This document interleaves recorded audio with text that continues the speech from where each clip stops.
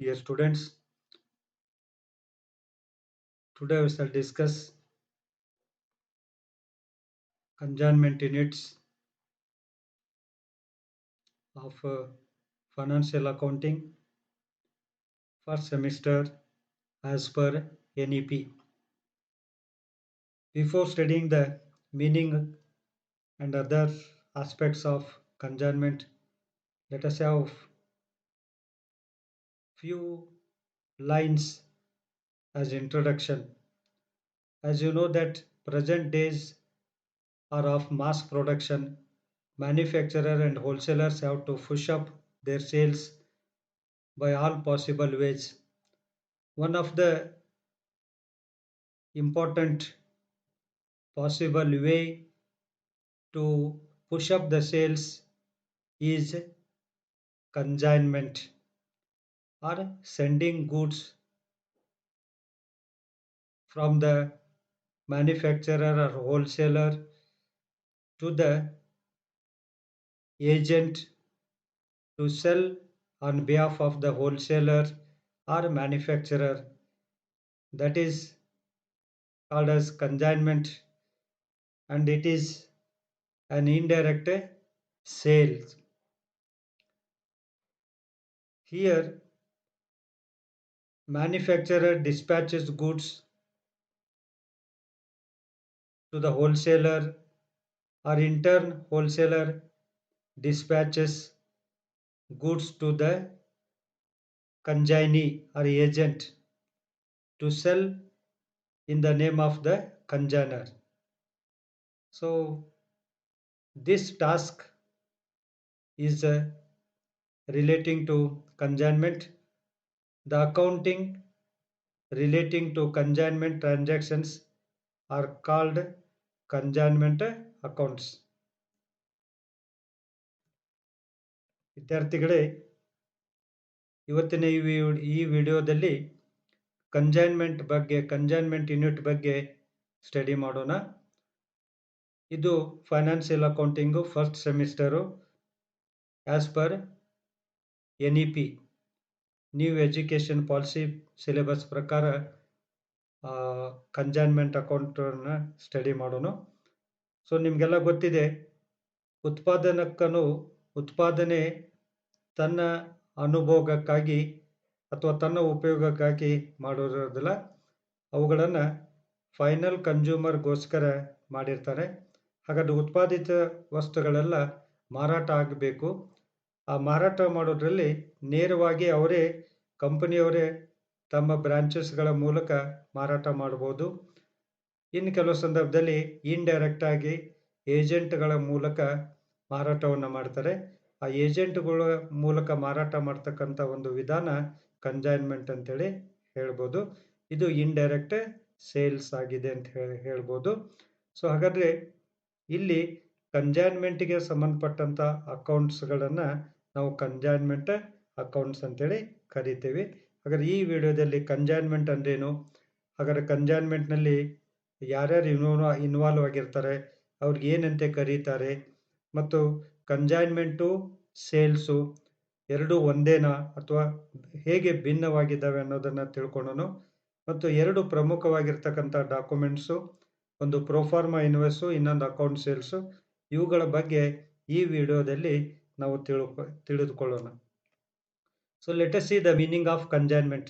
Consignment is an agency arrangement under which manufacturer or the wholesaler sends his goods at his own risk to his agent in different places for the purpose of sales on commission basis.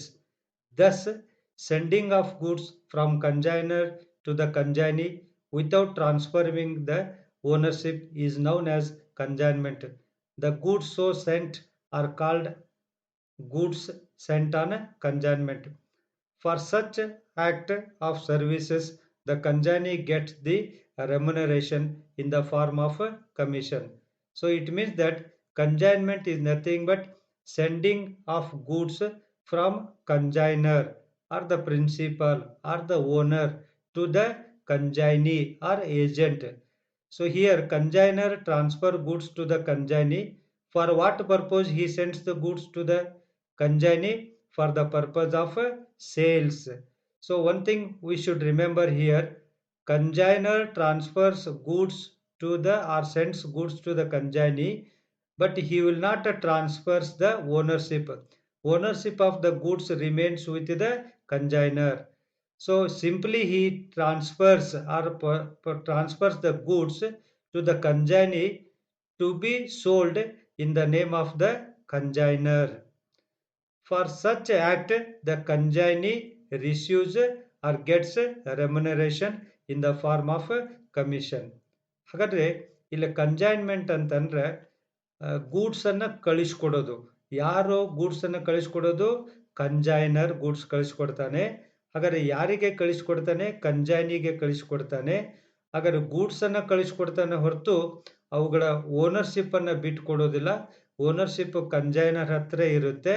ಈಗಾಗಲೇ ನಾನು introduction ಅಲ್ಲಿ ಹೇಳಿದಾಗೆ manufacturer ಏನ್ ಮಾಡ್ತಾರೆ ಅಂತಂದ್ರೆ ಏಜೆಂಟ್ಗಳಿಗೆ ಅಥವಾ wholesalers ತಮ್ಮ ಏಜೆಂಟ್ಗಳಿಗೆ ಹೆಚ್ಚಿಗೆ ಸೇಲ್ಸ್ ಹೆಚ್ಚಿಗೆ ಆಗಲಿ ಅಂತೇಳಿ ಗೂಡ್ಸ್ ಅನ್ನು ಕಳಿಸ್ಕೊಡ್ತಾರೆ. ಹಾಗಾದ್ರೆ ಅವರೆಲ್ಲ ಏಜೆಂಟ್ಗಳು ಯಾರ ಹೆಸರಿನಲ್ಲಿ ವಸ್ತುಗಳನ್ನು ಸೇಲ್ ಮಾಡ್ತಾರೆ, ಸರಕುಗಳನ್ನು ಸೇಲ್ ಮಾಡ್ತಾರೆ? ಓನರ್ ಹೆಸರುಗಳ ಮೇಲೆ ಅಥವಾ ಕನ್ಸೈನರ್ ಹೆಸರುಗಳ ಮೇಲೆ ಸೇಲ್ ಮಾಡ್ತಾರೆ. ಹಾಗೆ ಹೀಗೆ ಸೇಲ್ ಮಾಡ್ತಕ್ಕಂಥ ಅವರ ಕೆಲಸಕ್ಕೆ ಅವ್ರು ಏನ್ ಮಾಡ್ತಾರೆ ಅಂತಂದ್ರೆ ರೆಮ್ಯುನರೇಷನ್ ಅನ್ನ ಪಡೆದುಕೊಳ್ತಾರೆ. ಇದಕ್ಕೆ ನಾವೇನಂತ ಕರಿತೇವೆ ಅಂದ್ರೆ ಕನ್ಸೈನ್ಮೆಂಟ್ ಅಂತ ಕರಿತೇವೆ. ಹಾಗಾದ್ರೆ consignment is nothing but sending of goods from consignor to the consignee without transferring ownership is known as a consignment, and the goods so sent are called as the goods sent on consignment. ಆ ರೀತಿ ಕಳಿಸ್ಕೊಟ್ಟಂತ goods ಅನ್ನ goods scent on consignment ಅಂತ ಕರಿತೇವೆ. ಹಾಗಾದ್ರೆ ಇಲ್ಲಿ ಎರಡು ಅಂಶಗಳು ನಮ್ಗೆ ಇಲ್ಲಿ ಗೊತ್ತಾಗ್ತವೆ. ಓನರ್ಶಿಪ್ ಅನ್ನ ಟ್ರಾನ್ಸ್ಫರ್ ಮಾಡದೆ ಬರೀ ಗೂಡ್ಸ್ ಗಳನ್ನ ಮಾತ್ರ ಟ್ರಾನ್ಸ್ಫರ್ ಮಾಡ್ತಾರೆ. ಆ ಗೂಡ್ಸ್ ಗಳನ್ನ ಕನ್ಸೈನಿ ಅಥವಾ ಏಜೆಂಟು ಕನ್ಸೈನರ್ ಹೆಸರಲ್ಲೇ ಮಾರಾಟ ಮಾಡಬೇಕು. ಹಾಗಾದ್ರೆ ರಿಸ್ಕ್ ಯಾರ್ದು ಇರುತ್ತೆ ಅಂತಂದ್ರೆ ಕನ್ಸೈನರ್ದ ರಿಸ್ಕ್ ಇರುತ್ತೆ, ಕನ್ಸೈನಿದು ಯಾವುದೇ ರಿಸ್ಕ್ ಇರೋದಿಲ್ಲ ಅಂತೇಳಿ ಹೇಳ್ಬೋದು. ಸೊ ಇದು ಕನ್ಸೈನ್ಮೆಂಟ್ ಅಂತೇಳಿ. ಹಾಗಾದ್ರೆ ನಿಮ್ಗೆಲ್ಲ ಗೊತ್ತಾಗಿರ್ಬೋದು ಕನ್ಸೈನ್ಮೆಂಟ್ ಅಂತಂದ್ರೆ ಕನ್ಸೈನರು ಕನ್ಸೈನಿಗೆ ಗೂಡ್ಸ್ ಅನ್ನ ಮಾರಾಟ ಮಾಡೋಗೋಸ್ಕರ ಕಳಿಸ್ಕೊಡ್ತಕ್ಕಂಥದಕ್ಕೆ ನಾವು ಕನ್ಸೈನ್ಮೆಂಟ್ ಅಂತೇಳಿ ಸಿಂಪಲ್ ಆಗಿ ಅರ್ಥ ಮಾಡ್ಕೊಳ್ಬೇಕು. ನಾನು ಈ ಮೀನಿಂಗ್ ಅನ್ನು ಹೇಳುವಾಗ ಎರಡು ಪದಗಳನ್ನ ನಾನು ಇಲ್ಲಿ ಬಳಸಿದ್ದೇನೆ. ಒಂದು ಕನ್ಸೈನ್ ಟರ್ಮ್ಸ್ ಅನ್ನ, ಕನ್ಸೈನರ್ ಅಂತೇಳಿ, ಇನ್ನೊಂದು ಕನ್ಸೈನಿ ಅಂತೇಳಿ. ಹಾಗಾದ್ರೆ ಕನ್ಸೈನರ್ ಅಂದ್ರೆ ಯಾರು, ಕನ್ಸೈನಿ ಅಂದ್ರೆ ಯಾರು ಅನ್ನೋದನ್ನ ತಿಳಿದುಕೊಳ್ಳೋಣ. Consignor means the person who sends goods is known as a consignor are the principal. ಹಾಗಾದ್ರೆ ಇಲ್ಲಿ ಹೇಳಿದ್ನಲ್ಲ, ಕನ್ಸೈನ್ಮೆಂಟ್ ಅಂದ್ರೇನು? ಗೂಡ್ಸ್ ಕಳಿಸ್ಕೊಡೋದು. ಯಾರು ಗೂಡ್ಸ್ ಅನ್ನ ಕಳಿಸ್ಕೊಡ್ತಾರೋ ಅವ್ರಿಗೆ ಕನ್ಸೈನರ್ ಅಂತ ಕರೀತಾರೆ ಅಥವಾ ಅವ್ರಿಗೆ ಪ್ರಿನ್ಸಿಪಾಲ್ ಅಂತ ಕರೀತಾರೆ. ಮತ್ತು ಕಾಲೇಜ್ ಪ್ರಿನ್ಸಿಪಾಲ್ ಅಂತ ಹೇಳಿ ಅನ್ಕೋಬೇಡಿ. Principal in the sense that owner ಅಂತೇಳಿ ಅನ್ಕೊಳ್ಳಿ, ಅಥವಾ he is the sender of the goods ಅನ್ನ ಕಳಿಸ್ಕೊಡ್ತಕ್ಕಂಥ ಅಥವಾ ಗೂಡ್ಸ್ ಅನ್ನ ಮಾಲೀಕ ಅಂತ ಹೇಳಿ ಅಂತಂದ್ರು ಪರವಾಗಿಲ್ಲ ನಾವು. ಸೊ ಹಾಗಾದ್ರೆ ಗೂಡ್ಸ್ ಅನ್ನ ಕಳಿಸ್ಕೊಡ್ತಕ್ಕಂಥ ವ್ಯಕ್ತಿಗೆ ನಾವೇನಂತ ಕರಿತೇವೆ? ಕನ್ಸೈನರ್ ಅಂತ ಕರಿತೇವೆ. ಹಾಗಾದ್ರೆ ಗೂಡ್ಸ್ ಯಾರಿಗೆ ಸಂಬಂಧಪಟ್ಟಿರೋವು? ಕನ್ಸೈನರ್ಗೆ ಸಂಬಂಧಪಟ್ಟಿರ್ತವೆ. ದೆನ್ ಇನ್ನೊಂದು ಟರ್ಮ್ ನಾನು ಯೂಸ್ ಮಾಡಿದ್ದಿಲ್ಲ ಅಂತಂದ್ರೆ ಕನ್ಸೈನಿ ಅಂತ ಹೇಳಿ. ಹಾಗಾದ್ರೆ ಕನ್ಸೈನಿ ಅಂತಂದ್ರೆ the person to whom the goods are sent for sales is known as the consignee or he is also called as a agent. ಹಾಗಾದ್ರೆ ಗೂಡ್ಸ್ ಅನ್ನ ಕಳಿಸ್ಕೊಟ್ಟವ್ರಿಗೆ ಕನ್ಸೈನರ್ ಅಂತ ಕರಿತೀವಿ. ಹಾಗಾದ್ರೆ ಗೂಡ್ಸ್ ಅನ್ನ ಯಾರಿಗೆ ಕಳಿಸ್ಕೊಟ್ಟಿರ್ತೇವೋ ಅಥವಾ ಯಾರು ಗೂಡ್ಸ್ ಅನ್ನ ರಿಸೀವ್ ಮಾಡ್ಕೊಂತಾರೋ ಅವ್ರಿಗೆ ನಾವೇನಂತ ಕರಿತೀವಿ? ಕನ್ಸೈನಿ ಅಂತ ಕರಿತೀವಿ. ಹಾಗಾದ್ರೆ ಅವ್ರಿಗೆ ಗೂಡ್ಸ್ ಅನ್ನ ಯಾಕೆ ಕಳಿಸ್ಕೊಟ್ಟಿರ್ತಾರೆ? ಸೇಲ್ ಮಾಡಲಿಕ್ಕೆ, ಮಾರಾಟ ಮಾಡಲಿಕ್ಕೆ ಕಳಿಸ್ಕೊಟ್ಟಿರ್ತಾರೆ. ಹಾಗಾದ್ರೆ ಯಾರು ಗೂಡ್ಸ್ ಅನ್ನ ರಿಸೀವ್ ಮಾಡ್ಕೊಂತಾರೋ ಅಥವಾ ಯಾರಿಗೆ ಗೂಡ್ಸ್ ಅನ್ನ ಕನ್ಸೈನರ್ ಕಳಿಸ್ಕೊಟ್ಟಿರ್ತಾನೋ ಆ ವ್ಯಕ್ತಿಗೆ ನಾವೇನಂತ ಕರಿತೀವಿ? ಕನ್ಸೈನಿ ಅಂತ ಕರಿತೀವಿ, ಅಥವಾ ಅವನಿಗೆ ಏಜೆಂಟ್ ಅಂತೇಳಿ ಕರೀತಾರೆ. ಹಾಗಾದ್ರೆ ಇವೆಲ್ಲ ಒಂದೊಂದು ಮಾರ್ಕ್ಸಿಗೆ ಕೇಳ್ಬೋದು. ಹೂ ಈಸ್ ಕನ್ಸೈನರ್ ಅಂತ ಕೇಳ್ಬೋದು, ಅಥವಾ ಹೂ ಈಸ್ ಎ ಕನ್ಸೈನಿ ಅಂತ ಕೇಳ್ಬೋದು, ಅಥವಾ ವಾಟ್ ಈಸ್ ಕನ್ಸೈನ್ಮೆಂಟ್ ಅಂತ ಕೇಳ್ಬೋದು. ಹಾಗಾದ್ರೆ ಈಗ ಕನ್ಸೈನ್ಮೆಂಟ್ ಅಂತಂದ್ರೆ sending of goods from consignor to the consignee without transferring ownership to sell on behalf of the consignor. ಇದು ಕನ್ಸೈನ್ಮೆಂಟ್ ಆಯಿತು. ಸೊ ಈಗ ಎಕ್ಸಾಂಪಲ್ ನೋಡ್ಕೊಳ್ಳಿ ಇಲ್ಲಿ. This is an example. If a of Ballari sends 100 tons of iron ore to B of Bangalore to sell on his behalf. Whose behalf? A's behalf. ಯಾರು ಕಳಿಸ್ತಾರಲ್ಲ ಅವರು ಕಂಜೈನರ್, on his behalf and at his risk. Whose risk? A's risk, means consignor's risk. The transaction is called as a consignment. Here A is the consignor and B is the consignee. ಇಲ್ಲೇನಂತಂದ್ರೆ A ಬಳ್ಳಾರಿಯ A ಅನ್ನೋ ವ್ಯಕ್ತಿ 100 tons of ಓರನ್ನ B of ಬೆಂಗಳೂರಿನ B ಅನ್ನೋ ವ್ಯಕ್ತಿಗೆ ಕಳಿಸ್ಕೊಟ್ಟಿರ್ತಾರೆ.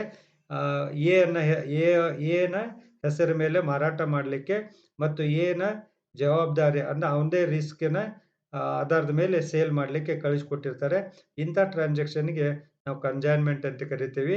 ಇಲ್ಲಿ A ಏನಾಗ್ತಾನೆ ಅಂತಂದ್ರೆ ಕನ್ಸೈನರ್ ಆಗ್ತಾನೆ, ಬಿ ಕನ್ಸೈನಿ ಆಗ್ತಾನೆ ಅಂತ ಹೇಳ್ಬೋದು. ಹಾಗಾದ್ರೆ ಈ ಸ್ಲೈಡಿನಲ್ಲಿ ನಾವು ತಿಳ್ಕೊಂಡಿರೋದು ಏನಂತಂದ್ರೆ ಕನ್ಸೈನ್ಮೆಂಟ್ ಅಂದ್ರೆ ಏನು ಗೊತ್ತಾಯ್ತು ನಮಗೆ, ಕನ್ಸೈನರ್ ಅಂದ್ರೆ ಏನು ಗೊತ್ತಾಯ್ತು, ಕನ್ಸೈನಿ ಅಂತಂದ್ರೆ ಏನು ಗೊತ್ತಾಯ್ತು, ವಿತ್ ಒಂದು ಉದಾಹರಣೆ ಸಹಿತ ನಾವು ನೋಡಿದ್ದೇವೆ.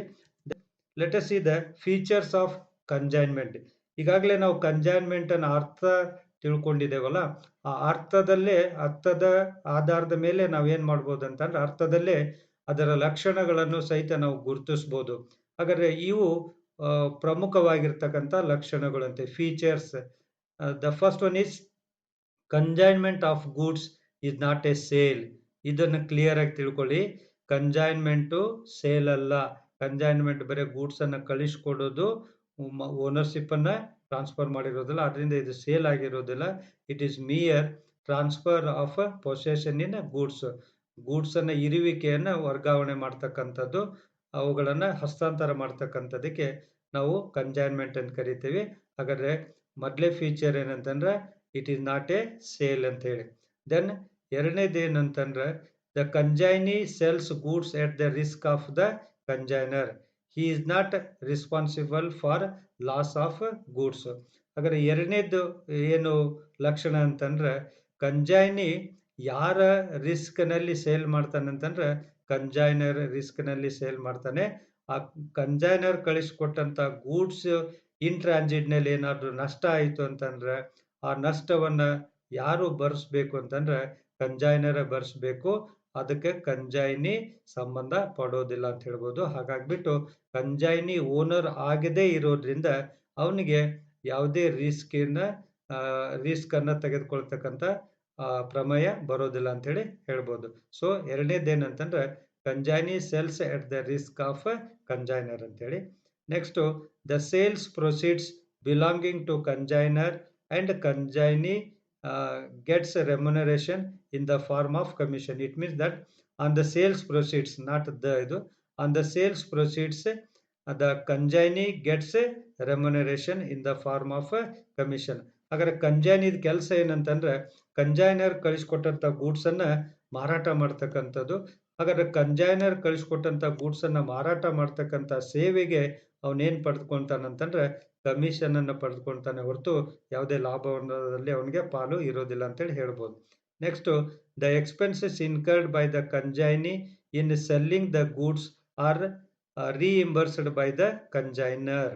ಹಾಗಾದ್ರೆ ಕನ್ಸೈನಿ ವಸ್ತುಗಳನ್ನು ಮಾರಾಟ ಮಾಡಲಿಕ್ಕೆ ಏನೇ ಎಕ್ಸ್ಪೆನ್ಸಸ್ ಮಾಡಿದ್ರು ಸಹಿತ ಆ ಎಕ್ಸ್ಪೆನ್ಸಸ್ನೆಲ್ಲ ಯಾರಿಂದ ಪಡೆದಬಹುದು ಅಂತಂದ್ರೆ ಕನ್ಸೈನರ್ ಇಂದ ಅವುಗಳನ್ನ ಪಡಿತಕ್ಕಂಥ ಅವಕಾಶ ಇದೆ ಅಂತೇಳಿ ಹೇಳ್ಬೋದು. ಹಾಗಾದ್ರೆ ಅವನು ಏನು ತನ್ನ ಜೇಬಿನಿಂದ ಯಾವುದೇ ಖರ್ಚನ್ನ ಮಾಡಿದ್ರು ಸಹಿತ ಸೇಲ್ ಮಾಡಲಿಕ್ಕೆ ಕನ್ಸೈನರ್ ಕಳಿಸ್ಕೊಟ್ಟಂತ ಗೂಡ್ಸ್ ಅನ್ನ ಸೇಲ್ ಮಾಡುವಾಗ ಯಾವುದೇ ಎಕ್ಸ್ಪೆನ್ಸಸ್ ಅನ್ನು ಮಾಡಿದ್ರು ಸಹಿತ ಆ ಎಲ್ಲ ಎಕ್ಸ್ಪೆನ್ಸಸ್ ಅನ್ನ ಯಾರು ಕೊಡ್ತಾರೆ ಅಂತಂದ್ರೆ ಕನ್ಸೈನರ್ ಕೊಡ್ತಾನೆ. ಅಥವಾ ಮಾರಾಟ ಮಾಡಿದಂತ ಹಣದಲ್ಲಿ ತಾನು ಮಾಡಿದಂತ ಖರ್ಚುಗಳನ್ನ ಡಿಡಕ್ಟ್ ಮಾಡಿಕೊಂಡು ರಿಮೈನಿಂಗ್ ಅಮೌಂಟ್ ಅನ್ನ ಕನ್ಸೈನರ್ಗೆ ಕಳಿಸ್ಕೊಡ್ಬೋದು. ಸೊ ಇದು ಒಂದು ಕನ್ಸೈನ್ಮೆಂಟ್ ದ ಲಕ್ಷಣ ಅಂತ ಹೇಳಿ ಕರಿಬಹುದು. ಸೊ ಹಾಗಾಗಿ ಇವು 4 ಪ್ರಮುಖ ಲಕ್ಷಣವನ್ನ ಕನ್ಸೈನ್ಮೆಂಟ್ ಹೊಂದಿದೆ ಅಂತೇಳಿ ಹೇಳ್ಬೋದು. Let us see the difference between consignment and sales. ಈಗಾಗಲೇ ನಾನು ಹೇಳ್ದಂಗೆ ಕನ್ಸೈನ್ಮೆಂಟು ಮತ್ತು ಸೇಲ್ಸು ಎರಡು ಒಂದೇ ಅಲ್ಲ. ಇಲ್ಲೂ ಕನ್ಸೈನ್ಮೆಂಟು ನಲ್ಲಿನೂ ಗೂಡ್ಸ್ ಕಳಿಸ್ಕೊಡ್ತಾರೆ, ಸೇಲ್ಸ್ ನಲ್ಲಿನೂ ಗೂಡ್ಸ್ ಕಳಿಸ್ಕೊಡ್ತಾರೆ. ಹಾಗಂತೇಳಿ ಎರಡು ಒಂದೇ ಅಂತೇಳಿ ನಾವು ತಿಳ್ಕೊಳ್ಳಿಕ್ಕೆ ಬರೋದಿಲ್ಲ. Lot of differences are there between consignment and sales. ಹಾಗಾದ್ರೆ ಕನ್ಸೈನ್ಮೆಂಟು ಮತ್ತು ಸೇಲ್ಸು ಎರಡು ಒಂದೇ ಅಲ್ಲ, ಅವುಗಳ ಮಧ್ಯದಲ್ಲಿ ಬಹಳಷ್ಟು ವ್ಯತ್ಯಾಸಗಳಿದ್ದಾವೆ. ಆ ವ್ಯತ್ಯಾಸಗಳು ಯಾವ್ಯಾವು ಅನ್ನತಕ್ಕಂಥದ್ದನ್ನ ಅಥವಾ ಡಿಫರೆನ್ಸಸ್ ಏನು ಅನ್ನೋದನ್ನ ಈ ಸ್ಲೈಡ್ನಲ್ಲಿ ನೋಡೋಣಂತ. The first one is that in case of consignment, consignment is a dispatching of goods from one person to another on a commission basis. ಅಗರ್ ಇದು ಬರೀ mere dispatching of goods ಅಥವಾ transfer of goods on commission basis. ಇಲ್ಲಿ ಒಬ್ಬ ವ್ಯಕ್ತಿ ಇನ್ನೊಬ್ಬ ವ್ಯಕ್ತಿಗೆ goods ಅನ್ನ ಮಾರಾಟ ಮಾಡಲಿಕ್ಕೆ ಕಮಿಷನ್ ಆಧಾರದ ಮೇಲೆ ಮಾರಾಟ ಮಾಡಲಿಕ್ಕೆ ಕಳಿಸ್ಕೊಡ್ತಕ್ಕಂಥದಕ್ಕೆ ಕನ್ಸೈನ್ಮೆಂಟ್ ಅಂತ ಕರಿತೀವಿ. ಆದರೆ sales refers to the transfer of property from seller to the buyer on profit basis. ಆದರೆ ಸೇಲ್ಸ್ನಲ್ಲಿನೂ ಏನಾಗುತ್ತೆ ಅಂತಂದ್ರೆ ವಸ್ತುಗಳು ವರ್ಗಾವಣೆ ಆಗ್ತವೆ, ಸೆಲ್ಲರ್ನಿಂದ ಬೈಯರ್ಗೆ ವರ್ಗಾವಣೆ ಆಗ್ತವೆ. ಆದರೆ ಇಲ್ಲಿ ಸೆಲ್ಲರು ಪ್ರಾಫಿಟ್ ಅನ್ನ ಪಡೆದುಕೊಳ್ತಿರ್ತಾನೆ. ಪ್ರಾಫಿಟ್ ಬೇಸಿಸ್ ಮೇಲೆ ಅವನೇನ್ ಮಾಡ್ತಾನಂದ್ರೆ ವಸ್ತುಗಳನ್ನ ಬೈಯರ್ಗೆ ವಿತರಣೆ ಮಾಡ್ತಾನೆ ಅಥವಾ ಕಳಿಸ್ಕೊಡ್ತಾನೆ ಅಂತ ಅಥವಾ ಕೊಡ್ತಾನೆ ಅಂತೇಳಿ ಹೇಳ್ಬೋದು. ಹಾಗಾದ್ರೆ ಇಲ್ಲೇನಾಗ್ತೈತೆ ಅಂದ್ರೆ ಟ್ರಾನ್ಸ್ಫರ್ ಆಫ್ ಪ್ರಾಪರ್ಟಿ ಇದೆ, ಬಟ್ ಇಲ್ಲಿ ಟ್ರಾನ್ಸ್ಫರ್ ಆಫ್ ಪ್ರಾಪರ್ಟಿ ಇಲ್ಲ ಅಂತೇಳಿ ಹೇಳ್ಬೋದು. ಎರಡನೇದು ಏನಂತಂದ್ರೆ the person sending the goods is called as consignor and to whom the goods are sent is called as a consignee, or in other words we can say that the parties involved in consignment are called consignor and consignee, whereas the person selling the goods is called as a seller and the person buying the goods is called as the buyer, or the parties involved in sales transactions are called as a seller and buyer. ಇಲ್ಲೂ ಎರಡು ವ್ಯಕ್ತಿಗಳು ಇರ್ತಾರೆ, consignment ನಲ್ಲೂ ಇಲ್ಲೂ ಎರಡು ವ್ಯಕ್ತಿಗಳು ಇರ್ತಾರೆ. But ಇಲ್ಲಿ ಕನ್ಸೈನ್ಮೆಂಟ್ ಅಲ್ಲಿ ಆ ವ್ಯಕ್ತಿಗಳಿಗೆ ಕನ್ಸೈನರ್ ಕನ್ಸೈನಿ ಅಂತ ಕರೀತಾರೆ, ಇಲ್ಲೇ ಸೆಲ್ಲರ್ ಅಂಡ್ ಬೈಯರ್ ಅಂತೇಳಿ ಕರೀತಾರೆ. Then third one is that the legal ownership is not passed on to the agent but with consignor only. ಹಾಗಾದ್ರೆ ಲೀಗಲ್ ಓನರ್ಶಿಪ್ ಈಗಾಗಲೇ ನಾನು ಹೇಳಿದ್ದೇನೆ, ಗೂಡ್ಸ್ ಮಾತ್ರ ವರ್ಗಾವಣೆ ಆಗ್ತವೆ ಹೊರತು ಅವುಗಳ ಮಾಲೀಕತ್ವ ಏಜೆಂಟ್ಗೆ ವರ್ಗಾವಣೆ ಆಗೋದಿಲ್ಲ ಕನ್ಸೈನ್ಮೆಂಟ್ ನಲ್ಲಿ. Whereas in case of sales the legal ownership of the goods is immediately transferred from seller to the buyer. ನೀವು ವಸ್ತುಗಳನ್ನು ಕೊಂಡ ತಕ್ಷಣವೇ ಆ ಸೆಲ್ಲರ್ ನಿಂದ ಮಾಲೀಕತ್ವ ನಿಮಗೆ ವರ್ಗಾವಣೆ ಆಗ್ತೈತಿ ಅಥವಾ ಬೈಯರ್ಗೆ ವರ್ಗಾವಣೆ ಆಗ್ತೈತಿ ಅಂತ ಹೇಳಬಹುದು. ಹಾಗಾದ್ರೆ ಮಾಲೀಕತ್ವದ ವರ್ಗಾವಣೆ ಕನ್ಸೈನ್ಮೆಂಟ್ ನಲ್ಲಿ ಆಗೋದಿಲ್ಲ, ಸೇಲ್ಸ್ ನಲ್ಲಿ ಮಾಲೀಕತ್ವದ ವರ್ಗಾವಣೆ ಆಗ್ತೈತಿ ಅಂತ ಹೇಳಿ ಹೇಳ್ಬೋದು. ಇದು ಒಂದು ಸೇಲ್ಸ್ ಮತ್ತು ಕನ್ಸೈನ್ಮೆಂಟ್ ನಡುವೆ ಇರ್ತಕ್ಕಂಥ ಡಿಫ್ರೆನ್ಸ್. ನಾಲ್ಕನೇದು the relation between consignor and consignee is always that of principal and agent. ಹಾಗಾದ್ರೆ ಕನ್ಸೈನರ್ ಮತ್ತು ಕನ್ಸೈನಿ ನಡುವೆ ಇರ್ತಕ್ಕಂಥ ಸಂಬಂಧ ಯಾವುದು ಅಂತಂದ್ರೆ ಪ್ರಿನ್ಸಿಪಾಲ್ ಮತ್ತು ಏಜೆಂಟ್ನ ಸಂಬಂಧ ಅವರಲ್ಲಿ ಇರುತ್ತೆ ಅಂತ ಹೇಳಿ ಹೇಳ್ಬೋದು. Where are the relation between seller and buyer in case of credit sales is that of creditor and deter.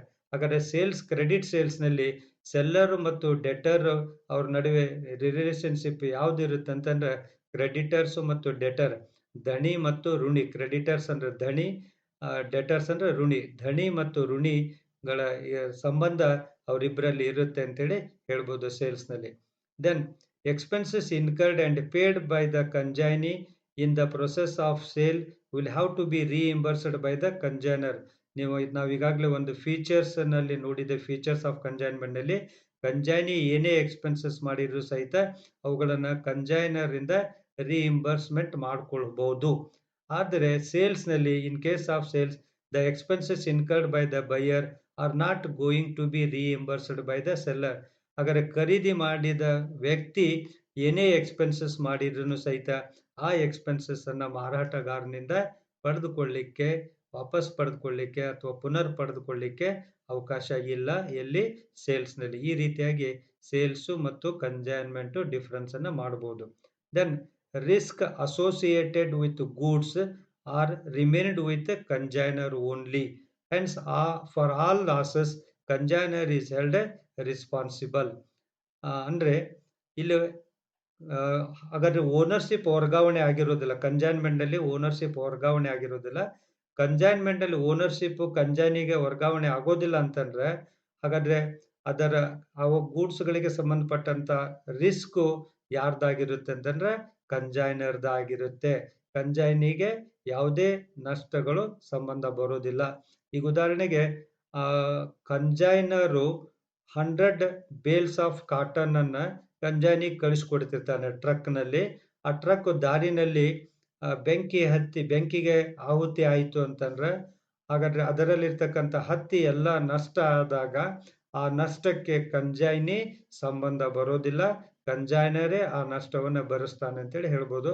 ಯಾಕಂದ್ರೆ ಕಂಜೈನರೇ ಓನರ್ ಆಗಿರೋದ್ರಿಂದ ಮಾಲೀಕರೇ ರಿಸ್ಕ್ ಅನ್ನ ತೆಗೆದುಕೊಳ್ಬೇಕು. ಹಾಗಾದ್ರೆ ನಷ್ಟವನ್ನ ಅವರೇ ಭರಿಸಬೇಕು ಹೊರತು ಗೂಡ್ಸ್ಗೆ ಕಂಜೈನ್ಮೆಂಟ್ ಗೂಡ್ಸ್ಗೆ ಸಂಬಂಧಪಟ್ಟಂತ ಏನೇ ನಷ್ಟ ಇದ್ರೂ ಕಂಜೈನಿಗೆ ಸಂಬಂಧ ಬರೋದಿಲ್ಲ. ಹಾಗಾದ್ರೆ ಕಂಜೈನರೇ ರೆಸ್ಪಾನ್ಸಿಬಲ್ ಆಗ್ತಾನೆ ಅಂತ ಹೇಳ್ಬೋದು. ಹಾಗಾದ್ರೆ ಇದರಲ್ಲಿ ಸೇಲ್ಸ್ನಲ್ಲಿ the risk associated with goods are transferred immediately from seller to the buyer ಹೇಳಿ. ಈಗ ಸೇಲ್ಸ್ನಲ್ಲಿ ಓನರ್ಶಿಪ್ ವರ್ಗಾವಣೆ ಆಗುತ್ತಾ ಇಲ್ಲೋ ಬೈಯರ್ಗೆ, ಇಮಿಡಿಯೇಟ್ ಆಗಿ ವರ್ಗಾವಣೆ ಆಗುತ್ತೆ. ಈಗ ನೀವು ಒಂದು ಪೆನ್ ಖರೀದಿ ಮಾಡಿದ್ರಿ ಅಂತಂದ್ರೆ ದುಡ್ಡು ಕೊಟ್ಟು, ಆ ಪೆನ್ನು ನಿಮ್ದಾಗಿರುತ್ತೆ. ಆ ಪೆನ್ನು ಏನೇ ಅದ ನೀವು ಖರೀದಿ ಮಾಡಿದ ನಂತರ ಆ ಪೆನ್ನು ಹಾಳಾಯಿತು ಅಂತಂದ್ರೆ ಅದಕ್ಕೆ ಸೆಲ್ಲರು ಜವಾಬ್ದಾರನಾಗಿರೋದಿಲ್ಲ, ಅದಕ್ಕೆ ನೀವೇ ಜವಾಬ್ದಾರರಾಗ್ತೀರಿ ಅಂತೇಳಿ ಹೇಳ್ಬೋದು. ಅಥವಾ ಇನ್ನೊಂದು ಉದಾಹರಣೆ ಕೊಡ್ತೀನಿ ನಾನೀಗ. ಪೆಟ್ರೋಲ್ ಬಂಕ್ನಲ್ಲಿ ಒಂದು 5 ಲೀಟರ್ ಪೆಟ್ರೋಲ್ ತೆಗೆದುಕೊಂಡು ಖರೀದಿ ಮಾಡಿ ಪೆಟ್ರೋಲ್ ಬಂಕ್ನಲ್ಲೇ ನೀವು ಆ ಕ್ಯಾನನ್ನು ಅಲ್ಲೇ ಇಟ್ಟು ಹೋಗಿರ್ತೀರಿ, ಸ್ವಲ್ಪ ಹೊತ್ತು ಬಿಟ್ಟು ಬಂದು ತಗೊಂಡು ಹೋಗ್ತೀನಿ ಅಂತೇಳಿ. ಆ ನಂತರ ನೀವು ಬರೋಷ್ಟೊತ್ತಿಗೆ ಅದಕ್ಕೆ ಬೆಂಕಿ ಹತ್ತಿ ಬಿಟ್ಟಿರ್ತೈತಿ ಪೆಟ್ರೋಲ್ ಬಂಕಿಗೆ, ನಿಮ್ಮ ಕ್ಯಾನು ಸಹಿತ ಬೆಂಕಿನಲ್ಲಿ ಆಹುತಿ ಆಗಿರ್ತೈತಿ, ಸುಟ್ಟು ಹೋಗಿರ್ತೈತಿ. ಹಾಗಾದ್ರೆ ನೀವು ಆ ಬಂಕ್ ಓನರ್ನಿಂದ ನಾನಿಲ್ಲ 5 ಲೀಟರ್ದು ಒಂದು ಕ್ಯಾನ್ ಇಟ್ಟು ಹೋಗಿದ್ದೆ, ಅದು ಸುಟ್ಟು ಹೋಗಿದೆ, ಅದನ್ನ ನೀವೇ ವಾಪಸ್ ಕೊಡಬೇಕು ಅಂತ ಹೇಳಿದ್ರೆ ಅವನು ಮಾಲಕ ಅದಕ್ಕೆ ಒಪ್ಪೋದಿಲ್ಲ. ಯಾಕಂದ್ರೆ ಅದನ್ನು ಖರೀದಿ ಮಾಡಿದ್ದಿರಾಗ ನೀವೇ ಮಾಲೀಕರಾಗಿರ್ತೀರಿ, ನಿಮ್ಮದೇ ಜವಾಬ್ದಾರಿ, ನೀವೇ ಸೇಫ್ಟಿ ನೋಡ್ಕೊಳ್ಬೇಕು. ಹಾಗಾಗ್ಬಿಟ್ಟು ನೀವೇ ಮಾಲೀಕರಾಗಿರೋದ್ರಿಂದ ಇಲ್ಲಿ ಸೆಲ್ಲರು ಯಾವುದೇ ಜವಾಬ್ದಾರಿಯನ್ನು ಹೊಂದೋದಿಲ್ಲ ಎಲ್ಲಿ ಸೇಲ್ಸ್ನಲ್ಲಿ. ಸೊ ಈ ರೀತಿಯಾಗಿ ನಾವು ಕಂಜೈನ್ಮೆಂಟ್ ಮತ್ತು ಸೇಲ್ಸ್ನ ನಡುವೆ ಇಷ್ಟೊಂದು ಡಿಫ್ರೆನ್ಸಸ್ಗಳನ್ನು ನಾವು ನೋಡಬಹುದು. ಹಾಗಾದ್ರೆ ಈಗ ನಮ್ಗೆ ಅರ್ಥ ಆಗುತ್ತೆ, ಕಂಜೈನ್ಮೆಂಟು ಮತ್ತು ಸೇಲ್ಸ್ ಎರಡರಲ್ಲೂ ಗೂಡ್ಸ್ ಟ್ರಾನ್ಸ್ಫರ್ ಆಗ್ತವೆ, ಬಟ್ ಕಂಜೈನ್ಮೆಂಟ ಬೇರೆ, ಸೇಲ್ಸ್ ಬೇರೆ ಅಂತ ಹೇಳಿ ಹೇಳ್ಬೋದು.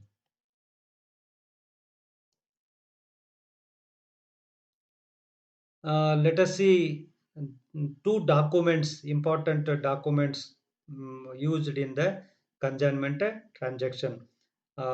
One is the pro forma invoice. Let us see pro forma invoice. When consignor sends goods to the consignee, he forwards a statement showing the particulars of goods such as quantity, quality, price, markings, packing, mode of transport, rate of commission, etc. And this statement is called as the pro forma invoice. ಅಂದ್ರೆ ಇಲ್ಲಿ ಕಂಜೈನರು ಗೂಡ್ಸ್ಗಳನ್ನು ಕಂಜೈನಿಗೆ ಕಳಿಸ್ಕೊಡ್ತಾನೆ. ಹಾಗಾದ್ರೆ ಕಳಿಸ್ಕೊಡುವಾಗ ಒಂದು ಸ್ಟೇಟ್ಮೆಂಟನ್ನು ತಯಾರು ಮಾಡಿ ಆ goods ಜೊತೆಗೆ ಕಂಜೈನಿಗೆ ಕಳಿಸ್ಕೊಡ್ತಾನೆ.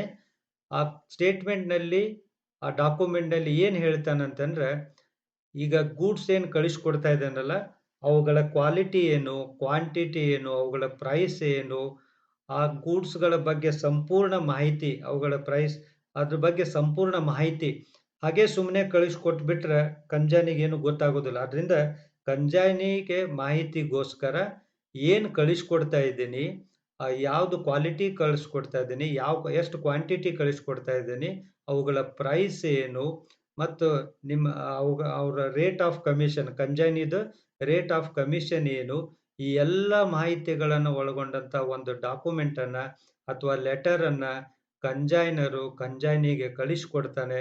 ಅದಕ್ಕೆ ಏನಂತ ಕರೀತಾರೆ ಅಂತಂದ್ರೆ ಪ್ರೋಫಾರ್ಮಾ ಇನ್ವಾಯ್ಸ್ ಅಂತೇಳಿ ನಾವು ಅನ್ಕೊಂತೇವೆ.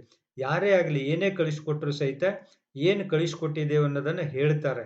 ಹಾಗೆ ಇಲ್ಲಿ ಕಂಜೈನರು ಸಹಿತ ಕಂಜೈನಿಗೆ ಗೂಡ್ಸ್ ಕಳಿಸ್ಕೊಟ್ಟಿದ್ರ ಬಗ್ಗೆ ಮಾಹಿತಿಯನ್ನು ನೀಡ್ತಕ್ಕಂಥ ಒಂದು ಡಾಕ್ಯುಮೆಂಟ್ಗೆ ನಾವು ಪ್ರೋಫಾರ್ಮಾ ಇನ್ವಾಯ್ಸ್ ಅಂತ ಕರಿತೀವಿ. ಬಟ್ ಇದು ರೆಗ್ಯುಲರ್ ಸೇಲ್ಸ್ನಲ್ಲಿ, but in case of regular sales an invoice is prepared and sent along with goods. Since consignment is not a sale, hence a pro forma invoice is prepared and is sent by the consignor to the consignee. Regular ಸೇಲ್ಸ್ನಲ್ಲಿ ನಾವು proforma invoice ಅನ್ನೋದಿಲ್ಲ, invoice ಅಂತ ಕರಿತೇವೆ. ಯಾಕಂದ್ರೆ ಅದು sales ಆಗಿರ್ತೈತಿ. ಅದರಿಂದ ಅಲ್ಲೇನಾಗಿರ್ತೈತೆ ಅಂದ್ರೆ ಮಾಲೀಕತ್ವ ಟ್ರಾನ್ಸ್ಫರ್ ಆಗಿರ್ತೈತಿ. ಹಾಗಾಗ್ಬಿಟ್ಟು ಅಲ್ಲಿ ಏನ್ ಮಾಡ್ತಾರೆ ಅಂದ್ರೆ ಇನ್ವಾಯ್ಸ್ ಅನ್ನ ಪ್ರಿಪೇರ್ ಮಾಡಿ ಅದನ್ನ ಸೆಲ್ಲರು ಬೈಯರ್ಗೆ ಕೊಡ್ತಾರೆ. ಹಾಗಾದ್ರೆ ಕಂಜೈನ್ಮೆಂಟ್ ಇದು ಸೇಲ್ಸ್ ಆಗಿದೆ, ಸೇಲ್ ಅಲ್ಲದೆ ಇರೋದ್ರಿಂದ ಇಲ್ಲಿ ಇನ್ವಾಯ್ಸ್ ಅನ್ನ ತಯಾರು ಮಾಡೋದ್ ಬದಲಿ ಪ್ರೋಫಾರ್ಮಾ ಇನ್ವಾಯ್ಸ್ ಅನ್ನ ತಯಾರು ಮಾಡ್ತಾನೆ ಕಂಜೈನರ್. ಹಾಗಾದ್ರೆ ಇದ್ರ ಬಗ್ಗೆನೂ ನಿಮಗೆ 6 ಮಾರ್ಕ್ಸಿಗೆ ಪ್ರಾಬ್ಲಮ್ ಕೇಳ್ಬೋದು. ಪ್ರೋಫಾರ್ಮಾ ಇನ್ವಾಯ್ಸ್ ಅಂದ್ರೇನು, ಅದರ ಫಾರ್ಮೆಟ್ ಅನ್ನು ಪ್ರಿಪೇರ್ ಮಾಡ್ರಿ ಅಂತೇಳಿ ಕೇಳ್ಬೋದು ನಿಮಗೆ. ಹಾಗಾದ್ರೆ ನಿಮ್ಗೆ ಇಷ್ಟೇ ಗೊತ್ತಿರಲಿ, ಪ್ರೋಫಾರ್ಮಾ ಇನ್ವಾಯ್ಸ್ ಅಂತಂದ್ರೆ ಇದನ್ನ ಯಾರು ತಯಾರು ಮಾಡ್ತಾರೆ, ಯಾರು ಕಳಿಸ್ಕೊಡ್ತಾರೆ, ಯಾರಿಗೆ ಕಳಿಸ್ಕೊಡ್ತಾರೆ ಅನ್ನೋದು ಬಹಳ ಇಂಪಾರ್ಟೆಂಟು. ಹೇಳಿ, ಯಾರಿಗೆ ಕಳಿಸ್ಕೊಡ್ತಾರೆ, ಯಾರು ತಯಾರು ಮಾಡ್ತಾರೆ ಇದನ್ನ? ಕಂಜೈನರ್. ಯಾರಿಗೆ ಕಳಿಸ್ಕೊಡ್ತಾನೆ? ಕಂಜೈನಿಗೆ ಕಳಿಸ್ಕೊಡ್ತಾರೆ. ಹಾಗಾದ್ರೆ ಈ ಲೆಟರ್ನಲ್ಲಿ ಅಥವಾ ಈ ಡಾಕ್ಯುಮೆಂಟ್ನಲ್ಲಿ ಏನು ಬರ್ದಿರ್ತಾನವನು, ಆ ಗೂಡ್ಸ್ ಅನ್ನ ಕಳಿಸ್ಕೊಟ್ಟಿದ್ರ ಬಗ್ಗೆ ಮಾಹಿತಿ, ಯಾವ ಗೂಡ್ಸು, ಅವುಗಳ ಕ್ವಾಂಟಿಟಿ ಏನು, ಕ್ವಾಲಿಟಿ ಏನು, ಅವುಗಳ ಪ್ರೈಸ್ ಏನು, ಇವುಗಳೆಲ್ಲ ಮಾಹಿತಿಯನ್ನ ಆ ಲೆಟರ್ನಲ್ಲಿ ಬರ್ದು ಕಂಜೈನಿಗೆ ಕಳಿಸ್ಕೊಡ್ತಾನ. ಇದಕ್ಕೆ ನಾವೇನಂತ ಕರಿತೇವೆ? ಪ್ರೋಫಾರ್ಮಾ ಇನ್ವಾಯ್ಸ್ ಅಂತ ಕರಿತೇವೆ. ಹಾಗಾದ್ರೆ ಇದ್ರ ಸ್ಪೆಸಿಮನ್ ಈ ರೀತಿ ಇದೆ. ಸೊ ಡೇಟ್ ಕಾಲಮ್ ಇರುತ್ತೆ, particular column, then amount column ಇರುತ್ತೆ. ಹಾಗಾದ್ರೆ ಡೇಟ್ ಕಾಲಮ್ನಲ್ಲಿ ನೀವು ಡೇಟ್ ಬರಿಬೋದು, 1/4/2022 ಅಥವಾ 21 ಹಿಂಗೆಲ್ಲ ಬರಿಬೋದು. ನೆಕ್ಸ್ಟ್ ಪರ್ಟಿಕ್ಯುಲರ್ ಕಾಲಮ್ನ ಏನು ಕಳಿಸ್ಕೊಡ್ತಾ ಇದ್ದೀರಿ ಅಂತೇಳಿ ಇಲ್ಲಿ ಎಕ್ಸಾಂಪಲ್ ಹೇಳ್ತಾ ಇದ್ದೇನೆ. 8 cases of IndiGo, each weighing 480 kg at ₹5 per kg.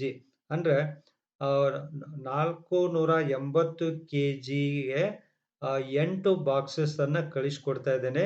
1 kgಗೆ ₹5 ಅಂತ ಕಳಿಸ್ಕೊಡ್ತಾ ಇದ್ದೇನೆ. ಹಾಗಾದ್ರೆ ಇಲ್ಲಿ ನೋಡ್ರಿ, ಕ್ವಾಂಟಿಟಿ ಎಷ್ಟು? 8 ಕೇಸಸ್. ಒಂದು ಕೇಸ್ನಲ್ಲಿ ಅಥವಾ ಒಂದು ಬಾಕ್ಸ್ನಲ್ಲಿ ಎಷ್ಟು ಕೆಜಿ? 480. ಹಾಗಾದ್ರೆ 1 kgಗೆ ಎಷ್ಟು? ₹5. ಇಷ್ಟೆಲ್ಲ ಮಾಹಿತಿಯನ್ನ ಇದರಲ್ಲಿ ಬರ್ದಿರ್ತಾರೆ. ಸೊ 480 ಇಂಟು 5 ಇಂಟು 8 ಅಂತ ಮಾಡ್ಕೊಂಡ್ರೆ ನಾವು 19,200 ಬರ್ತೈತಿ. ಇದು ಕಾಸ್ಟ್ ಆಫ್ ಗೂಡ್ಸ್. ಹಾಗಾದ್ರೆ ಮತ್ತೆ ಇದಕ್ಕೆ ಏನ್ ಮಾಡ್ತಾರೆ ಅಂದ್ರೆ ಎಕ್ಸ್ಪೆನ್ಸಸ್ ದೇರ್ ಆನ್. ಹಾಗಾದ್ರೆ ಇದನ್ನ ಕಳಿಸ್ಕೊಡಕ್ಕೆ ಏನೇನು ಎಕ್ಸ್ಪೆನ್ಸಸ್ ಮಾಡಿದಾನ ಅನ್ನೋದನ್ನ ಹೇಳ್ತಾನೆ. Freight 280, insurance 300, packing charges 100, octroi and duty ₹40. ಹಾಗಾದ್ರೆ ಇವು ನಾಲ್ಕನ್ನು ಸೇರಿಸ್ಕೊಂಡ್ರೆ ಎಷ್ಟಾಗುತ್ತೆ ಅಂತಂದ್ರೆ 720 ಆಗುತ್ತೆ. ಸೊ 9,200 ಪ್ಲಸ್ 720, 19,920 rupees ಟೋಟಲ್ ಅಂತ ಹೇಳೋಣ, ಟೋಟಲ್ ಅಮೌಂಟು. ಸೊ ಇಷ್ಟು ಬರ್ದು ಇಲ್ಲಿ ಕೆಳಗಡೆ ಏನ್ ಮಾಡ್ತಾರೆ ಅಂದ್ರೆ EOE ಅಂತೇಳಿ ಬರ್ದಿರ್ತಾರೆ, ಡೇಟ್ ಬರೀತಾರೆ. ನೆಕ್ಸ್ಟ್ ಇಲ್ಲಿ ಯಾರು ಕಳಿಸ್ಕೊಡ್ತಿದಾರಲ್ಲ ಅವ್ರ ಸೀಲ್ ಇರುತ್ತೆ, ಅವ್ರ ಫರ್ಮಿನ ಸೀಲ್ ಇರುತ್ತೆ ಮತ್ತು ಸಿಗ್ನೇಚರ್ ಇರುತ್ತೆ. ಇದು ಪ್ರೋಫಾರ್ಮಾ ಇನ್ವಾಯ್ಸ್. ಹಾಗಾದ್ರೆ ಈ ಇನ್ವಾಯ್ಸ್, ಪ್ರೋಫಾರ್ಮಾ ಇನ್ವಾಯ್ಸ್ ನೋಡಿ ನಿಮ್ಗೆ ಗೊತ್ತಾಗ್ತೈತಿಲ್ಲ, ಏನು ಕಳಿಸ್ಕೊಟ್ಟಿದ್ದಾರೆ, ಅವುಗಳ ಪ್ರೈಸ್ ಎಷ್ಟು, ಕ್ವಾಂಟಿಟಿ ಎಷ್ಟು, ಮತ್ತೆ ಎಕ್ಸ್ಪೆನ್ಸಸ್ ಎಷ್ಟು ಇನ್ಕರ್ ಮಾಡಿದ್ದಾರೆ, ಈ ಎಲ್ಲ ಮಾಹಿತಿಯನ್ನ ನೀಡ್ತಕ್ಕಂಥದ್ದು ಪ್ರೋಫಾರ್ಮಾ ಇನ್ವಾಯ್ಸ್ ಅಂತೇಳಿ ಹೇಳ್ಬೋದು. ಈ ರೀತಿಯಾಗಿ ಪ್ರೋಫಾರ್ಮಾ ಇನ್ವಾಯ್ಸ್ ಅನ್ನ ತಯಾರು ಮಾಡ್ತಾರೆ. ದೆನ್ ಇದಾದ ನಂತರ ನಾವೇನ್ ಕೊಡ್ಬೇಕಂತಂದ್ರೆ, ಪ್ರೋಫಾರ್ಮಾ ಇನ್ವಾಯ್ಸ್ ಆದ ನಂತರ then we should go for account sales. ಈಗ ಪ್ರೋಫಾರ್ಮಾ ಇನ್ವಾಯ್ಸ್ ಯಾರು ಕಳಿಸ್ಕೊಡ್ತಾರೆ, ಯಾರು ತಯಾರು ಮಾಡ್ತಾರೆ? ಕಂಜೈನರು. ಯಾರಿಗೆ? ಕಂಜೈನಿಗೆ. ಯಾವಾಗ? ಗೂಡ್ಸ್ ಅನ್ನ ಕಳಿಸ್ಕೊಡುವಾಗ. ಹಾಗಾದ್ರೆ ಗೂಡ್ಸ್ ಅನ್ನ ಯಾತಕ್ಕೆ ಕಳಿಸ್ಕೊಡ್ತಾರೆ ಅನ್ನೋದು ನಿಮ್ಗೆ ಆಗ್ಲೇ ಹೇಳಿದ್ದೇನೆ. ಕಂಜೈನಿಗೆ ಯಾಕೆ ಗೂಡ್ಸ್ ಕೊಡ್ತಾನೆ ಕಂಜೈನರು? ಮಾರಾಟ ಮಾಡ್ಲಿಕ್ಕೆ. ಹಾಗಾದ್ರೆ ಈಗ ಕಂಜೈನಿ ಗೂಡ್ಸ್ ಅನ್ನ ರಿಸೀವ್ ಮಾಡ್ಕೊಂಡ್ಮೇಲೆ ಆ ಗೂಡ್ಸ್ ಅನ್ನ ಅವನೇನ್ ಮಾಡ್ತಾನೆ? ಮಾರಾಟ ಮಾಡ್ತಾನೆ. ಹಾಗಾದ್ರೆ ಮಾರಾಟ ಮಾಡಿದ ಮಾಹಿತಿಯನ್ನ ಕಂಜೈನರ್ಗೆ ಕೊಡಬೇಕು, ಹೌದಲ್ವೋ? ಹಾಗಾದ್ರೆ ಇವನು ಏಜೆಂಟ್ ಆಗಿರೋದ್ರಿಂದ ಇವನೇನ್ ಮಾಡ್ಬೇಕಂದ್ರೆ ಪ್ರಿನ್ಸಿಪಾಲ್ಗೆ ಅಥವಾ ಕಂಜೈನರ್ಗೆ, ನೀವು ಇಷ್ಟು ಗೂಡ್ಸ್ ಕಳಿಸ್ಕೊಟ್ಟಿದ್ರಿ, ಇಷ್ಟು ಪ್ರೈಸನ್ನು ಕಳಿಸ್ಕೊಟ್ಟಿದ್ರಿ, ನೀವು ಕಳಿಸ್ಕೊಂಡಂತ ಗೂಡ್ಸ್ ಅನ್ನ ನಾನು ಈ ರೀತಿ ಮಾರಾಟ ಮಾಡಿದ್ದೇನೆ, ಇಷ್ಟೊಂದು ಎಕ್ಸ್ಪೆನ್ಸಸ್ ಅನ್ನು ಇನ್ಕರ್ ಮಾಡಿದ್ದೇನೆ, ನನ್ನ ಕಮಿಷನ್ ಇಷ್ಟಾಗಿದೆ, ಮತ್ತು ಇಷ್ಟೆಲ್ಲ ಅಮೌಂಟ್ ಅನ್ನ ಡಿಡಕ್ಟ್ ಮಾಡಿಕೊಂಡು ಸೇಲ್ಸ್ ನಲ್ಲಿ ಬಾಕಿ ಅಮೌಂಟ್ ಅನ್ನ ನಿಮಗೆ ಕಳಿಸ್ಕೊಡ್ತಾ ಇದ್ದೇನೆ. ಇಷ್ಟೆಲ್ಲ ಮಾಹಿತಿಯನ್ನ ಯಾರು ಕೊಡಬೇಕು? ಕಂಜೈನಿ ಕೊಡಬೇಕು. ಯಾರಿಗೆ? ಕಂಜೈನರ್ಗೆ. ಈಗಾಗಲೇ ಕಂಜೈನರ್ ಏನ್ ಮಾಹಿತಿ ಕೊಟ್ಟಿದ್ದಾನೆ? ಎಷ್ಟು ಗೂಡ್ಸ್ ಕಳಿಸ್ಕೊಟ್ಟಿದ್ದೇನೆ, ಯಾವ ಪ್ರೈಸು, ಕ್ವಾಲಿಟಿ ಏನಂತ ಹೇಳಿರ್ತಾನೆ. ಸೊ ಅದಕ್ಕೆ ಪ್ರತಿಯಾಗಿ ಕಂಜೈನಿ ಏನ್ ಮಾಡ್ಬೇಕಂತಂದ್ರೆ ಅವನು ಸೇಲ್ಸ್ ಮಾಡಿದ ಬಗ್ಗೆ ಮಾಹಿತಿಯನ್ನು ಕೊಡಬೇಕು. ಅಕೌಂಟ್ ಸೇಲ್ಸ್ ಅಂತ ಕರೀತಾರೆ. ಬಹಳ ಸಿಂಪಲ್ ಆಗಿ it is an account of what sales. ಹಾಗಾದ್ರೆ ಮಾರಾಟದ ಲೆಕ್ಕವನ್ನ ತೋರಿಸ್ತಕ್ಕಂಥದ್ದು ಅಕೌಂಟ್ ಸೇಲ್ಸ್ ಅಂತೇಳಿ ಹೇಳ್ಬೋದು. ಹಾಗಾದ್ರೆ it is a statement prepared and sent by the consignee to the consignor either periodically or as and when the goods are sold by him. This account shows the amount received by way of sales of goods, expenses incurred, commission charged, advance payment, and balance due to the consignor and the stock still on hand. ಇಷ್ಟೆಲ್ಲ ಮಾಹಿತಿಯನ್ನ ಎಷ್ಟು ಮಾರಾಟ ಆಯಿತು, ಎಷ್ಟು expenses incur ಮಾಡಿದೆ, commission ಎಷ್ಟು charge ಮಾಡಿದೆ, advance payment ಎಷ್ಟು ಕೊಟ್ಟಿದ್ದೆ, ಬ್ಯಾಲೆನ್ಸ್ ಎಷ್ಟು ಕೊಡಬೇಕು ಮತ್ತು ಗೂಡ್ಸ್ ಎಷ್ಟು ಉಳಿದಿದ್ದಾವೆ, ಎಲ್ಲ ಮಾಹಿತಿಯನ್ನ ಒಳಗೊಂಡಿರ್ತಕ್ಕಂಥ ಒಂದು ಡಾಕ್ಯುಮೆಂಟು ಯಾರು ತಯಾರು ಮಾಡ್ತಾರೆ? ಕಂಜೈನಿ. ಯಾರಿಗೆ ಕಳಿಸ್ಕೊಡ್ತಾನೆ? ಕಂಜೈನರ್ಗೆ. ಎರಡು ನೋಡಿ, ಅಕೌಂಟ್ ಪ್ರೊಫಾರ್ಮಾ ಇನ್ವಾಯ್ಸ್ ಮತ್ತು ಅಕೌಂಟ್ ಸೇಲ್ಸ್ ಇಬ್ರು ಮಾಡ್ತಕ್ಕಂಥದ್ದು. ಒಂದು ಕಂಜೈನರ್ ಕಳಿಸ್ಕೊಡ್ತಕ್ಕಂಥದ್ದು ಪ್ರೊಫಾರ್ಮಾ ಇನ್ವಾಯ್ಸ್, ಕಂಜೈನಿ ಕಳಿಸ್ಕೊಡ್ತಕ್ಕಂಥದ್ದು ಅಕೌಂಟ್ ಸೇಲ್ಸ್.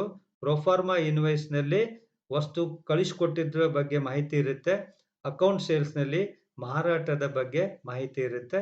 ಸೊ ಇದನ್ನ ನಾವು ಅಕೌಂಟ್ ಸೇಲ್ಸ್ ಅಂತ ಕರಿತೀವಿ. ಹಾಗಾದ್ರೆ ಇದನ್ನು ನಿಮಗೆ 6 ಮಾರ್ಕ್ಸ್ಗೆ ಕೇಳ್ಬೋದು. ಅಕೌಂಟ್ ಸೇಲ್ಸ್ ಅನ್ನ ಪ್ರಿಪೇರ್ ಮಾಡ್ರಿ ಅಂತ ಹೇಳಿ ಹೇಳ್ಬೋದು. ಅಥವಾ ನಿಮಗೆ ಮಾಹಿತಿ ಇರಲಿ, ಎಕ್ಸಾಮಿನೇಷನ್ ಕೇಳದೆ ಇರಲಿ, as A student of accountancy you must be well aware about the you must know about the account sales, how it appears. Sale of goods by Messrs. Rohit and Company Private Limited. Date, particular and amount. In the date column 31st January 2022 ಅಥವಾ 21 ಅಥವಾ 14 ಅಂತ ಬರೆದಿದ್ದೆ ನಾನಿಲ್ಲಿ, 14 ತೆಗೆದುಕೊಳ್ಳಿ. So ಈಗ 4 cases of indigo at of rupees 480 kg at rupees 6 per kg, amount to 11,520. 11,520 ಹೆಂಗಂದ್ರೆ 480 into 6 into 4 ಮಾಡ್ಕೊಂಡ್ರೆ 11,520 ಬರುತ್ತೆ. Next 2 cases of indigo 480 kg at rupees 7. ಹಾಗಾದ್ರೆ 2 ಕೇಸನ್ನ 7 ರೂಪಾಯಿದಂಗೆ ಮಾರಾಟ ಮಾಡಿದ್ದಾರೆ, 4 ಕೇಸನ್ನ 6 ರೂಪಾಯಿದಂಗೆ ಮಾರಾಟ ಮಾಡಿದ್ದಾರೆ. ಸೊ ಇದು 7 ರೂಪಾಯಿದಂಗೆ ಮಾರಾಟ ಮಾಡಿದ ಅಮೌಂಟು 6,720 ಆಗುತ್ತೆ. 11,520 plus 6,720 18,240 is the gross sales. ಇದು ಗ್ರಾಸ್ ಸೇಲ್ಸ್. ಇದರಲ್ಲಿ ಡಿಡಕ್ಷನ್ಸ್, ಎಕ್ಸ್ಪೆನ್ಸಸ್ ಅನ್ನ ಡಿಡಕ್ಟ್ ಮಾಡಬೇಕು. ಯಾವ್ಯಾವ ಎಕ್ಸ್ಪೆನ್ಸಸ್ ಅನ್ನ? Landing charges or dock dues etcetera 180 rupees. Then commission at 5% on sales rupees 912. Miscellaneous expenses rupees 60 and the advance paid by check 12,000. ಈಗಾಗಲೇ advance ಕೊಟ್ಟಿರೋದು ಕಂಜೈನರ್ಗೆ 12,000 rupees. ಹಾಗಾದ್ರೆ ಒಟ್ಟು ಇವು 4 ಐಟಮ್ಸ್ ಒಟ್ಟು ಮೊತ್ತ 13,152. ಹಾಗಾದ್ರೆ ನೀವು ಸೇಲ್ ಮಾಡೋದ್ರಿಂದ ಬಂದಿರೋದು 18,740. ನೀವು ಎಕ್ಸ್ಪೆನ್ಸಸ್ ಮತ್ತು ಅಡ್ವಾನ್ಸಸ್ ಎಲ್ಲ ಸೇರಿ ಎಷ್ಟಾಗುತ್ತೆ? 13,152 ಆಗುತ್ತೆ. 18,740 ರೂಪಾಯಿದಲ್ಲಿ 13,152 ರೂಪಾಯಿನ ಮೈನಸ್ ಮಾಡಿದ್ರೆ 5,088 5,088 is the balance sent by cheque ಮೂಲಕ ಕಳಿಸ್ಕೊಟ್ಟಿದ್ದೇನೆ ಅಂತಕ್ಕಂಥ ಮಾಹಿತಿಯನ್ನ ಕಂಜೈನರ್ಗೆ ಕೊಡ್ತಾನೆ. ಸೊ ಇಲ್ಲಿ ಇ ಅಂಡ್ ಓ ಇ ಅಂತ ಬರೀಬೇಕು. ದೆನ್ ಡೇಟ್ ಬರೀರಿ. Next for and on behalf of mistress Rohit and company ಅಂತ ಬರೀರಿ. ಇಲ್ಲೇ ಸಿಗ್ನೇಚರ್ ಮಾಡ್ಕೊಳ್ಬೇಕು. ಸೊ ಈ ರೀತಿಯಾಗಿ ಅಕೌಂಟ್ ಸೇಲ್ಸ್ ಅನ್ನ ನಾವು ತಯಾರು ಮಾಡ್ತೇವೆ. ಸೊ ಇದು theoretical aspect with regard to the consignment first part. ಹಾಗಾದ್ರೆ ಈ ವಿಡಿಯೋದಲ್ಲಿ ಮತ್ತೊಮ್ಮೆ ನಾನು ರೀಕಾಲ್ ಮಾಡ್ತಿದ್ದೀನಿ. ಏನೇನು ತಿಳ್ಕೊಂಡಂಗಾಯ್ತು? ಕನ್ಸೈನ್ಮೆಂಟ್ ಅಂದ್ರೆ ಏನಾಯ್ತು ಗೊತ್ತಾಯ್ತು ನಮಗೆ. ಹಾಗಾದ್ರೆ ಕಂಜೈನಿ ಅಂದ್ರೆ ಏನಂತ ಗೊತ್ತಾಯ್ತು. ನೆಕ್ಸ್ಟ್ ಕನ್ಸೈನ್ಮೆಂಟ್ ಮತ್ತು ಸೇಲ್ಸ್ ನಡುವೆ ವ್ಯತ್ಯಾಸ ಗೊತ್ತಾಯ್ತು. ಫೀಚರ್ಸ್ ಆಫ್ ಕನ್ಸೈನ್ಮೆಂಟ್ ತಿಳ್ಕೊಂಡಿದ್ದೇವೆ. ದೆನ್ ಪ್ರೊಫಾರ್ಮಾ ಇನ್ವಾಯ್ಸ್ ಮತ್ತು ಅಕೌಂಟ್ ಸೇಲ್ಸ್ ಬಗ್ಗೆ ಮಾಹಿತಿಯನ್ನ ಪಡೆದುಕೊಂಡಿದ್ದೇವೆ. ಸೊ ಈ ವಿಡಿಯೋ ನಿಮಗೆ ಇಷ್ಟ ಆಗಿದೆ ಅಂತೇಳಿ ನಾನು ಭರವಸೆಯನ್ನು ವ್ಯಕ್ತಪಡಿಸ್ತಾ, ನಿಮ್ಗೆ ಏನಾದರೂ ಡೌಟ್ಸ್ ಇದ್ರೆ ನನಗೆ ಕೇಳ್ಬೋದು ಅಂತ ಹೇಳ್ತಾ, ನೀವು ಸಬ್ಸ್ಕ್ರೈಬ್ ಆಗಿದ್ದಿಲ್ಲ ಅಂದ್ರೆ ಸಬ್ಸ್ಕ್ರೈಬ್ ಆಗಿರಿ. ನಿಮ್ಮ ಫ್ರೆಂಡ್ಸ್ಗೆಲ್ಲ ಇದನ್ನ ಫಾರ್ವರ್ಡ್ ಮಾಡಿ ಸಬ್ಸ್ಕ್ರೈಬ್ ಆಗಲಿಕ್ಕೆ ಹೇಳ್ರಿ ಅಂತ ಹೇಳ್ತಾ ಈ ವಿಡಿಯೋನ ಇಲ್ಲಿಗೆ ಮುಗಿಸ್ತಾ ಇದ್ದೇನೆ. Till then